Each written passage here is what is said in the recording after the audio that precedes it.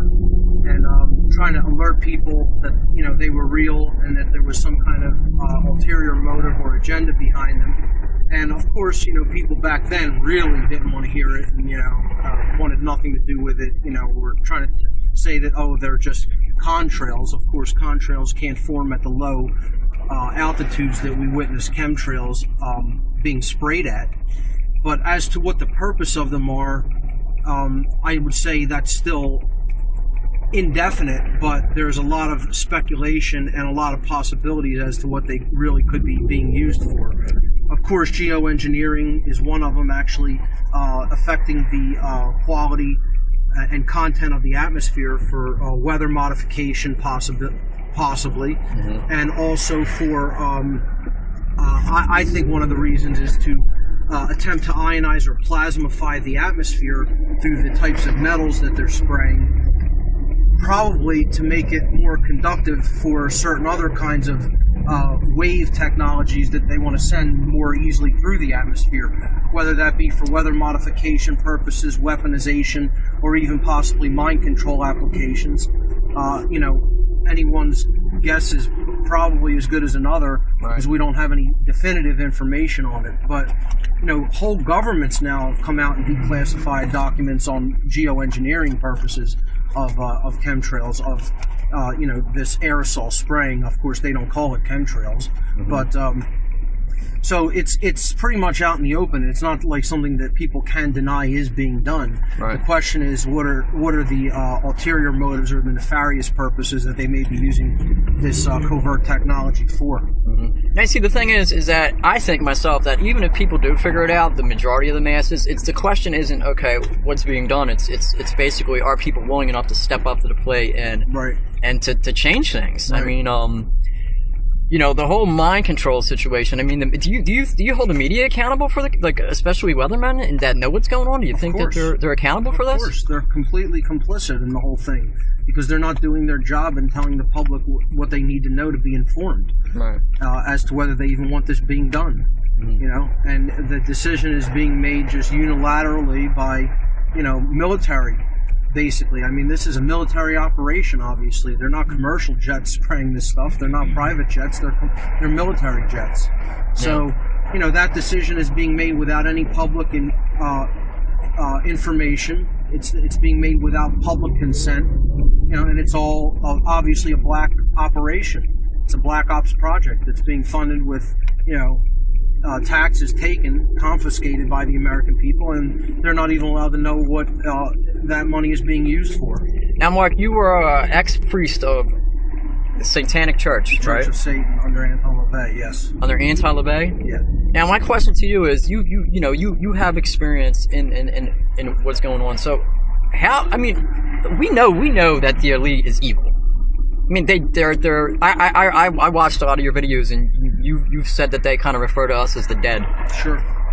Like we're just trash to them. Now, are they less than trash? They consider it completely dead matter. They consider people completely dead matter, because if they're not actually exercising their consciousness, meaning that they're not really using their thoughts to gain intelligence, they're not using their emotions in an activated way, that truly caring about what's going on in the world that they live in, and they're not motivated to action, then by all intents and purposes, all three modes of their consciousness are completely inert or dead. But isn't it their fault of this, though? Because they're mind controlling us. they're dumbing us down via food, via air, via water.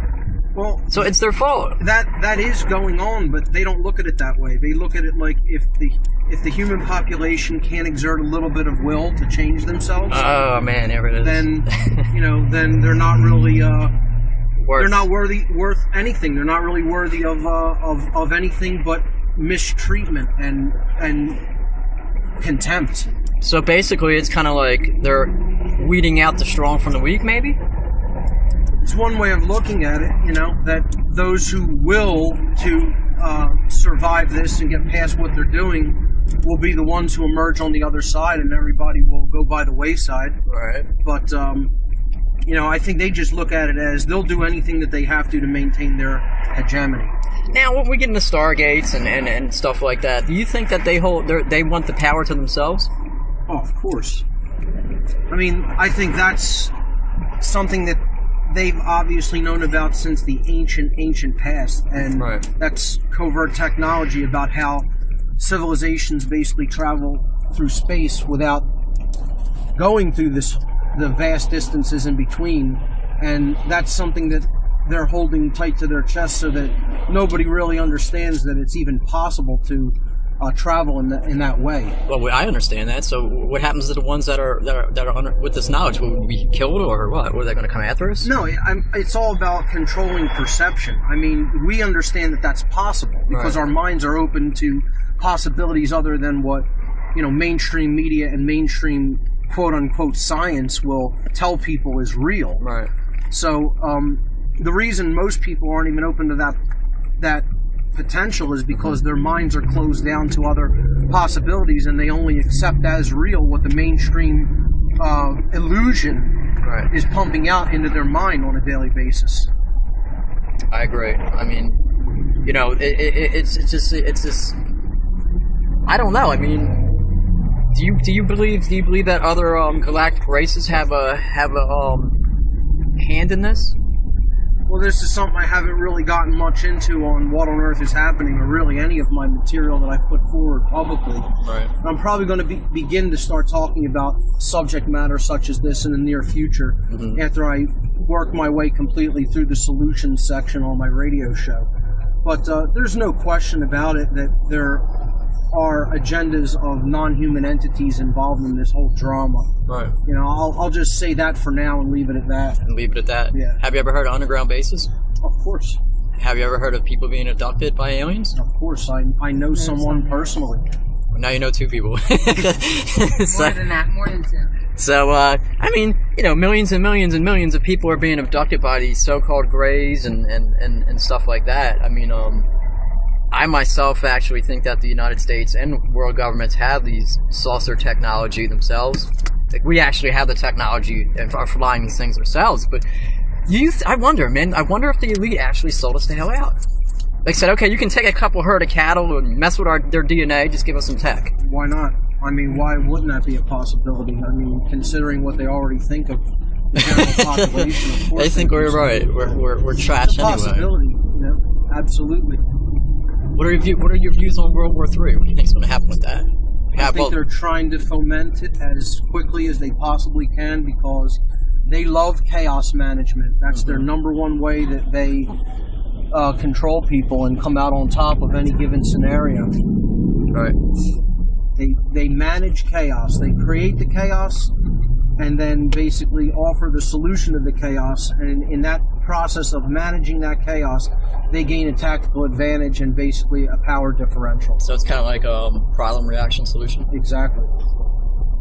I mean, I kind of see it as the only way out of this is through love and light and self-empowerment. How do you feel about self-empowerment and each of us understanding that we're, I think that ultimately comes through knowledge of truth. And if someone is shut down to taking that in because they're not open-minded, then they're in a lot of trouble. But if we open up our minds and our hearts and accept truth into our being, then from there anything is possible because, our imagination will be activated. We can imagine our way out of any given scenario that might happen to be unpleasant or that we may be creating ourselves. And ultimately, through that knowledge, when we apply it in the world, that converts it into true wisdom, and that is the solution. Acting in harmony with truth and natural law. And when we do that, there's nothing that can stop our forward progress. I agree. Now, Mark, what made you change? I mean, what made you go from the Church of Satan to doing what you're doing now? I mean, I had an ex-girlfriend. Let's just leave it at that. And her family was, I would say, dabbled in the dark side. So, I just want to know what made you were a priest, and it takes a lot to become a priest, to be trusted to become a priest in the Church of Satan. And what gave you the enlightenment? What enlightened you to change your mind to say, you know what, I'm gonna, be a service humanity in truth and love? Well, people always ask this, and I think they're looking for some cosmic, profound answer. Right. And the answer may shock a lot of people, but the answer of what actually did that, what motivated me to change in that capacity, is unimaginably large amounts of suffering. Right. Suffering that got so intense that there were only two places that I could have really gone: a jail cell or the grave. Right. And eventually that amount of intense suffering forced me to take a look at myself again and develop some true self-respect, which is what the word respect means, to look at again. Right. And in doing that, I had to, confront who I was and basically decide, is it me that's generating this in my own life because of my attachments to the belief systems that I have? Right. And when I did that, that's when I was able to start releasing that attachment, letting go of those completely inaccurate and, manipulated belief systems that I had held on to previously in my life. And when I let go of that attachment, everything kind of fell into place from there, I guess you could say. Right. And the quality of my life improved dramatically. Well, I commend you, and a lot of others do, who see what you're doing now and see where you are as far as the amount of information that you pump out to people, so that way they can, wake up. Sure.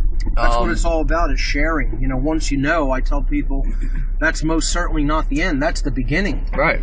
Then it's about putting that out there for others to take in. Right. And I think things happen for a reason, as weird as that may sound, but a lot of people, they say, oh, my life, I was beat as a kid, or I was poor as a kid, or I had this done, or I was in this gang or in that gang. And I think that it's a learning experience of the soul to have that hit you early on, to see how, if you make it past that. Right. Look, my life, perfect example. I had nothing, wooden spoon, I guess you'd say, and yet I've been to Hawaii, lived in Hawaii, I've done a lot of things, and here I am doing what I'm doing, and I love the fact of what I've been through, because it's hard being a truther. It's lonely. It's a lonely road, man, because no one gives a shit. No one cares, and because we're the minority, right? So, I think you have to be strong in this line of work. You have to, and if you're not strong when you get in, it'll make you strong quick. Is there any hope for humanity? And before you answer this question, he's laughing. Before you answer this question, I want to say, I look at, let's take this out here. Here's your lady friend. How are you, miss? What's your name? Hi, my name's Barb. All right, Barb. Yes. You believe in what we're talking about? 100%. Okay, now let's take a look around here. Let's take a look here. This is Philadelphia. Okay. Yep. How many millions of people do you think are in Philadelphia, Mark? Within the city proper, probably less than 2 million, but I would say in the whole metropolitan region, there's probably a little over 4 million. A little 4 million, right? Yeah, in the whole metropolitan area. How many people do you think, real quick, are asleep in the inner city of Philadelphia? Yeah. What's the percentage? Over 90%. 90%? Over 95%. What's your percentage? I don't know about the percent, but it's very high, because all the events we go to, you see the same group of people going to all the events, doing the activism, going to UFO meetings, same small group. Going to the Fed rallies. It's the same small group. We all basically know each other, and you might get one or two people new here and there, but overall, it's the committed core group. Minimal, very minimal. Yeah, that people that are willing to give their time and to. I mean, most people that I see, even they're supposedly intelligent people. Right. I work with doctors, nurses. You bring up chemtrails or vaccines, they don't know nothing. And sometimes they're a little interested, but then they're like, yeah, well, I don't want to know about that. I already have enough problems to think about. Right. I don't, they just. And then I say, well, what about you have children and everything? Right. Well, yeah, but I'd just rather watch TV and American Xbox Idol's on. I mean, these are literally things that they've said to me. So it's just really scary that it's such a big city and there's so little amount of people that are really in the know. Now, see, this is for our female viewers that are going to watch this. You have a female here that she's I'm guessing that you're involved. You know, you know very a much lot. so, You know a lot so. about what's going on. Yeah, sure. What's your advice to some of the females who they look in the truth movement and they don't see a lot of women doing, not a lot. Yeah, there's not a lot of women. The women that are out there are very passionate about it, but there's not a lot of women, and we really could use more women because I think women can be very influential. Right. I mean, they're the female essence. Yes, of I mean the sacred feminine. I mean, the influence women can have is so important, and yet they seem to be the most affected by fear, and that's what they use to control people. When you're in a state of fear, you're you're in a suggestible state, and most women I see are very afraid. They say, oh, you know, we want the military to protect us, and we're willing to give up our freedoms to be protected and to be safe. And they can really influence a lot of these men too, like, you know, men that are maybe policemen or military. They can influence their sons and husbands not to join up to these groups. And, you know, really I think women need to educate themselves more. I think they're accepting their role of, you know, oh, just put on some makeup and look good and don't worry about it. Just you know? live the normal. Yeah, the normal just get married and, you know, do your... Now, I'm not saying you can't do all those things too if you like, but you really just need to educate yourself. And I think women really need to step up. Right. I think they're really, you know, not fulfilling their role. Well, hopefully this message, and I'm planning on hitting at least 200,000-300,000 people, so we'll see what happens. Hey, That's great advice, Barbara. Get all my sisters out there. We have to. Really. We have to. And I'll tell you what. Now, the thing is this: is that all these people that you guys think, and I myself think, are asleep. Is there hope for humanity? I mean, because with the water, with the air, with everything you're hitting us with, I mean, it would take. I went publicly on Facebook too, okay? And I said it would take a massive uprising all at once to stop this shit. I know. So again, it's going to take an enormous act of will, and I don't want to blow smoke up anybody's rear end and tell them what they want to hear. So what can be done is one thing, but what will be done is altogether different. And I would say I would leave it at that. It's a matter of what people will into existence. It's a matter of will. You know, is it possible? Yes, it is possible. Will people will it into existence? That's up to them. I can't say it. But what I'm saying is the way things are looking now with all the pollution and the poison and the vaccines. I don't think it's going to happen. If the current trend continues, we're going to meet cataclysm. We're going to meet a cataclysmic end. That's unless a reversal in the people's underlying way of thinking, their paradigm shifts. If that paradigm way of perceiving reality does not change, then we're in for a rough ride. But if it does, we can turn this place completely around 180 degrees. It is possible. Now have you guys ever heard of the Great Awakening, the Great Shift that's supposed to happen? Sure. You guys heard of this, right? I was just talking about it last night, actually, because I was saying, you know, these people, or, you know, whatever group, whatever beings they are, that have gotten us into this state by trying to... Reptilians! Excuse me, Draconians! Perhaps, very much so. They've had, you know, more than generations. They've been doing this for centuries. And I said, well, how can we don't have much time left. How can we make up for this? So I was thinking that, like, with the shift of the ages, you know, going into the age of Aquarius, maybe that's part of the way that, you know, that's the only hope we might have, that more information is coming at people quicker. Before, they would have to take, you know, say way back in time, you know, you'd have to get your information across, you might have to send someone on a horse or, you know, so it took a long time to get information. Now with an internet, like your video, you said, you post that, and I mean, you don't. This is going everywhere. How many people? After I'm done doing this, I'm making flyers. I'm going door to door. On our side, and that's the main thing we have to do. That's why, and of course, we obviously are hopeful. Otherwise, Mark and I wouldn't be spending our time doing this. Well, you know what? I believe, first of all, that, you know, we each individual, like me, yourself, and Mark, you know, we have our own experiences, our own manifestations through thought, if you want to call it that we go through, our own reality that we have. So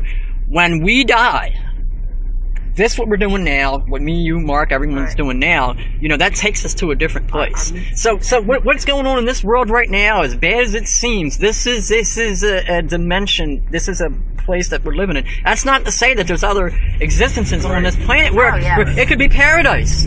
What I think it is that not all reptilians are evil, so I just want to throw that out there. I don't think they're all evil. I'm just saying that there is a powerhouse, the Draconian powerhouse is a badass. And they're to be respected in some way for that. So you can't just look at light and say, oh, love and light, fucking light. No, you have to, listen, you have to look at the dark side and learn from it. Exactly. Because if you don't learn from the dark side, you're not going to be able to fight the dark side. I found this out early on, by the way. That's very true. Too many people are just, this is real talk. Look at the light, but if you look at the light, this is real talk. You're blinded by the light. This is real talk. You can't only just look at the lights. I mean, of course, it's good to have that as, you know, to be aware that there is. But you have to look into the darkness and, like you say, learn from it. And like you said, respect the way you have to. Look at the number they've done on us, on the world. You know, the only way that you can ever really steel yourself, strengthen yourself against all of that darkness and manipulation is to understand it deeply, understand deeply how it operates, have those effects on people's minds. Then you can protect yourself against it. So not looking at it, you're never going to understand its methodology, and therefore you're going to be susceptible to it. Right. And this is true. And you know, are you guys a firm believer that we all manifest our own reality through thought? We collectively, all of us, manifest the shared reality together through our thoughts, our emotions, and our actions. And ultimately, that does start with thought. Yes. It all starts through thought. And you know, I think, and this is just me, I think that the elite, as we call them, the few, are working with these other dimensional beings who are a lot more... Let me get this shit straight, because I'm just going to lay it all out here in this car right now. Because this is what I'm about. This is what I do. I'm buck wild in Philly. And you guys watch my videos, you know who I am. Let's not all fool each other. We all know who each other are. So, well, you know. So, anyways, this is what it's about. The Draconians are working with the humans, and some of these humans may be hybrids themselves. I don't know that for a fact. But you think so? Yes. And I know this. I know that they want all the power for themselves. And they're scared shitless of us. Do you know why they're scared shitless of us? Because we were seeded here. And we have a whole buttload of DNA in us from all kinds. So we didn't come from monkeys. Black people didn't come from monkeys. None of that junk. So they're scared shitless of us because right now we outnumber them. Yes. And if we unlock, people say, oh, when we unlock our true potential, what does that mean? That means that, you know, you have to unlock your pineal gland. You have to be, you have to get in your mind, and when you unlock that true power, we can crush them. That's true. They are so scared. So what they're doing is they're catering to the elite. And they're saying, look, we'll promise you this, and this gadget gadgets, and this power. You, your family, your family's family. If you cut down the population to about 1 million, you guys can rule. But really what's going to happen is these Draconian ones, they're going to say, you know what, when the population is cut down and you think you have, guess what, motherfucker? We're going to kill you and your family and just leave enough of you to worship us. I believe that theory. I think that's a great... This is real. Well said. How I feel. Well said. This is real shit. You're right. They are so afraid of us. And I know this. All the people, all the people following this entire dark agenda, it's like their mental attitude is, well, we'll feed everybody to the big beast as long as we get to be fed to it last. I mean, think about how insane that is. Yeah, it's crazy. And people don't realize their true potential and that the power that we have. And we've been so often told that nothing I can do, you can't fight City Hall, blah, blah, blah, you know. And people just sit back and take it. And really, especially if we all join together, we have so much power and people don't see that. And that's what they're relying on. And they don't want us waking up. Like you said, I mean, they're putting fluoride in the water. That blocks your pineal gland. This is why they're vaccinating our goddamn kids, because they know. They know. All the kids are on these different drugs now. I mean, the foods are horrible. They're genetically altering the foods. And, you know, they want people to stay in this dull, you know, dumbed down state. They don't want us to wake up. They want to keep a certain number of people asleep, because if the number of truly awake individuals reaches a certain number, see, the shift is a quantum shift, so it has to reach that tipping point where that critical mass number for it to really go viral, for it to really have a quantum effect on the whole. Right. They're trying desperately to maintain that number of really awake people under that quantum shift value, right, or that tipping point value. Yeah, that's very reliable. And you know, it all comes down to fear. It's like one big melting pot of fear. They're scared of us. We're scared of them. So what is the answer? Ultimately, is love the highest vibration in the universe? Yes. It is? 100%. I mean, think about it. I mean, and that's the opposite. Fear and love. I mean, right. I believe that those are opposites, not love and hate, but love and fear. Right. And they constantly are bombarding people with, things to keep them in that state of fear. And when you're afraid, you're open to any suggestions that they'll tell you. So you follow their orders. And that's what they're relying on, keeping people in that state of fear. So the answer is to love and to trust yourself, right, and your strength, your inner strength, know yourself, and to get out there and, not be afraid anymore. Yeah, get off your goddamn easy chair. Act. Yeah, act, right. Get off your easy chair and act. Get out there and do something. Just do stuff. Do something. That's what the real opposite of fear is: courage to act. Right. Because, courage isn't even necessarily the absence of fear. Right. I look at it as the polar opposite of fear, because there doesn't have to be an absence of fear to act. Courage is action in spite of fear. Even if fear is present, you're acting anyway. That's it. Right. That's it. And I think that's the dynamic that's needed more than anything else. I mean, that is love. Overcoming your fear. Caring enough to act, even if you are afraid, is love. That's the deepest expression of love that there is. Well said. I look back at the 1700s. Just take that for example. When we had a shield and sword. When there was actually honor in the world, which there isn't anymore. So, very, right. So, back then, they didn't pull this shit they pull now, and I'm going to explain why. I believe it's because, we cared back then. We grew our own food. We were still manipulated to some extent by war, fighting each other. But we just fought each other with bows and arrows and stuff like that then. But it was different. It wasn't where they had the control they have now. I think what they did was when I say they, I mean the Draconians and the Lizzies and the elites. But what I'm trying to get here is that they have us now where it's like sit in your easy chair. We'll bring your food to your supermarket. Right, you're comfortable. You don't have to, there's no goddamn communication anymore. Look, if you go on a public transportation bus, everyone's scared to death of each other. Like, I don't want to look at him. I don't want to look at her.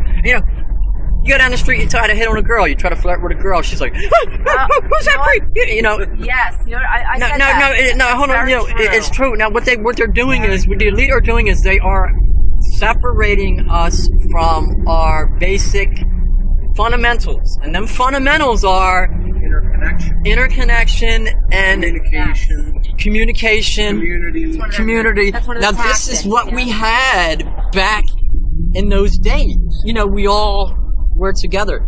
I mean, me as a man, when I flirt with a woman, and why not throw this out here? This is real talk. So, women want to be flirted with. Not by, a creep, but, if you walk up and you say, hi, how you doing, you're beautiful, and stuff like that. Flattering, sure. Right. So, you say how you doing and all that, and the reason women turn around and they say, okay, well, they're quick to say, oh my god, they don't know what to do. Most women nowadays aren't used to having guys in broad daylight come up and say, hey, you look really good today. Well, even just as much as, I noticed this, I had said this a while back, I used to take long walks, I would walk home from work, and it was about an hour and a half walk. And I would just, be walking by in the morning, and I noticed, saying hi or making eye contact. It's crazy. I said that even as a woman, women looked away from even a woman just looking at. I said that to Mark. I said most of the women I see walking are really afraid, even of another woman. They won't. I mean, and you'll make eye contact. Some people are very busy, businessmen, and running around. They don't look at you. But most of the people, like if you look at them, they'll give you a little nod. The women, I noticed, even to another woman, they would look away. And no shit. I had said that to Mark, that they seem very afraid. You know what, though? I think when it comes to understanding the elite, when it comes to understanding the Illuminati, the governments, whatever, any different dimensional beings, whatever, you have to understand, like I said, the dark side. You have to. When I first had my encounter with another dimensional being, I wanted to understand where they ate at, where they shat shit at, how you walk, how you talk. I want to get to understand this powerhouse that's behind the scenes and trying to, well, that is influencing humanity. And when I did that, then I wanted to understand humans. I wanted to see how we tick, how we think, what's in our minds. Why are people the way they are? Why are people mind manipulated the way they are? And the reason that you have to do that is because once you understand the enemy, you have to understand humanity. Because then when you understand humanity, you can awaken humanity, because you cannot awaken friggin' humanity if you don't know how they click. That's why I think they're so good at manipulating us. Right. Because they understand how the brain works. Yes. They do. Yes. They do. That's why we're susceptible, because we don't even know what, like you said, makes us tick, and they do. Can you hold this up quick on me? Mm-hmm. Sure can. Just like that. So, this is, again, Paul Wesley, a.k.a. French True Chaser, and I'm with Mark Passio today, and our good friend Barb. I mean, Barb just met, but and we're here today. I couldn't resist to do the interview in a coffee shop or anything, because that's the way I am. We're in the car, and I just broke out the camera and I said, let's just get it on. It's going to be. We're on our way to Haverford College to see Rupert Sheldrake speak. Yes. Are you going to speak today, Mark? No speaking today. No, just Rupert Sheldrake. And that's where we're going to go. We're on our way. And I just want to say, awaken your mind, and this is real. This is real talk. And, Barb will tell you the things she has to share, and of course Mark will. And pay attention to this and share this with everyone you know. All right, back to the interview. So, when I first started out, everyone said, oh, well, you're crazy and this and this. And I think that's the general fear of truth. And, whether it's in the Fed, or whether it's, deeper down into the rabbit hole, or what it is, it's just the fear that people, I've had a girl, she texted me and she said, Paul, they're spraying bad on us, the chemtrails in South Philly today. And I said, I know. I said, they start off in South Philly around 6:30ish, and then they work their way up North Philly. But no one's got the balls to get off their easy chair to make a difference. I mean, and what is it going to take? And also, what about the people, the pilots that are doing this? I don't think they're human. I don't think they're human. Or are they being threatened, or are they being paid so much? Yeah. I think a lot of it is money. I think they're human. They're just not good humans. Yeah. You think they're human? They're just not. Are they mind controlled humans, Mark? In a lot of ways, by money, most likely. But in a lot of other ways, they just don't care. You might be right on that. People will do anything for enough money. Not all people, but a good amount of people will. People will murder for money. Oh, you just really brought something up to me. A good point. So I think if they pay them enough and they don't ask any questions, maybe some of them don't know what they're doing, or maybe they're lied to and said, "Oh, this is to help people." Who knows what they tell them? But still, that's the people that are actually doing it. So, you got to confront the people that are taking the action, I have a real quick question for Mark. Mark, can you put this in your hand? You have a free hand? I don't right now. All right, I'm just going to raise this to the camera here. This is a $1 bill right here. Do you see that, Barb? Yep, I do. See that $1 bill? I do. Mark, do you see that? That $1 bill? Yes. What does that mean to you, Mark? What does that piece of paper I just put in front of your face mean to you? Yeah, a lot of symbology on it. So what the dollar, especially, because that's the one that people. Do you think that the dollar is their power over us all? Mental manipulation through symbols, through archetypal symbols. Absolutely. Fear. It would take me hours to break it down. Symbolism on that. I've actually done it on my radio show extensively in the podcast that I've done on symbolism. But essentially, they're feeding us a proxy of enlightenment, balance, and love energy through that dollar bill because of the color and the symbols that are on it, the frequency emitted by the color and the symbols that they put all over it. Yep. That's the color green. Absolutely.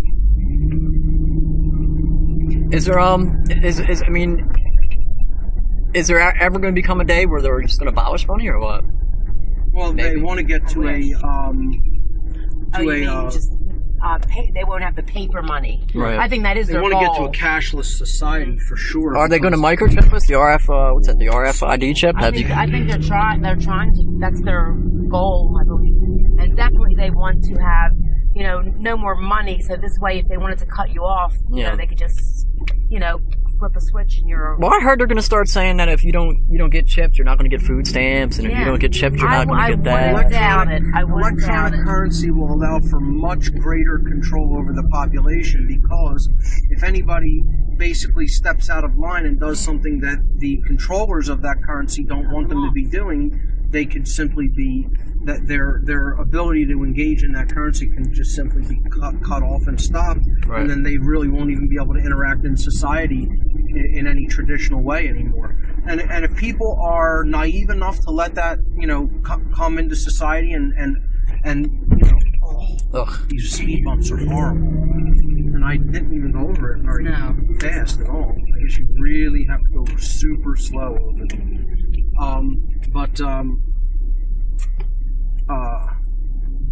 Again,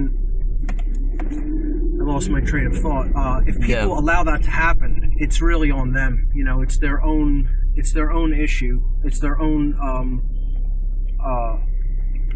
ignorance that's going to allow that system to come in and take over society. They have to say no to that electronic form of control over currency. I mean, they could be chipping people without people knowing, though. They could be putting in vaccines. I really wonder about vaccines. Right. I mean, my take is that all money is an illusion, and really humanity needs to interact with each other without this, differential system called money, which ultimately opens the way up to greed, control, power over others, etc. Most people can't imagine that. Their imaginations are so deadened that they can't even conceive that there could be a possibility of humans interacting with that way. Right. I always ask them, look, how about races traveling the stars? Do you think they're using money? Do you think they budgeted for their travels and the